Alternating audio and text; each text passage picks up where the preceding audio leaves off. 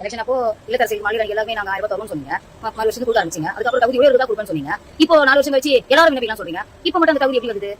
மகளிர் உரிமை தொகை விண்ணப்பம் விநியோகம் கேள்விகளால் வறுத்தெடுக்கும் சாமானிய பெண். திமுக தனது தேர்தல் அறிக்கையில் அனைத்து மகளிருக்கும் மகளிர் உரிமை தொகை வழங்கப்படும் என அறிவித்திருந்தது. ஆனால் ஆட்சிக்கு வந்த பின்னர் தகுதி வாய்ந்த மகளிருக்கு மட்டும்தான் மகளிர் உரிமை தொகை வழங்கப்படும் என பலரின் விண்ணப்பங்கள் நிராகரிக்கப்பட்டன.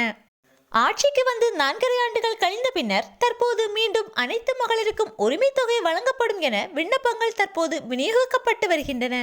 4.5 ஆண்டுகளாக உரிமை தொகை வழங்காமல் தற்போது மீண்டும் தேர்தல் வரும் நேரத்தில் விடுபட்டவர்களுக்கு உரிமை தொகை வழங்கப்படும் என அறிவித்திருப்பது பலரது எதிர்ப்பையும் பெற்றுள்ளது.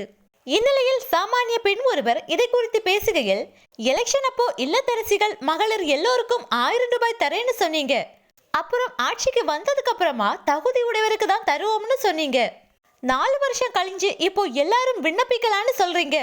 இப்போ மட்டும் அந்த தகுதி எங்களுக்கு வந்ததா? சரி, நீங்க கொடுக்குறீங்க, நாங்க வாங்கிக்கிறோம்.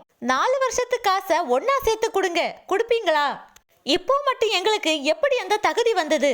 வறுமை கோட்டிற்கு மேலே இருந்தவங்க இப்போ கீழே போயிட்டாங்களா? இல்ல அரசு வேலையில இருந்தவங்க ரிசைன் பண்ணிட்டாங்களா? எலெக்ஷன் அப்போ ஒன்று சொல்லுவீங்க, ஜெயிச்சதுக்கு அப்புறம் இன்னொன்று சொல்வீங்க, திரும்பவும் ஆட்சிக்கு வரணும்னா என்ன வேணா சொல்வீங்க.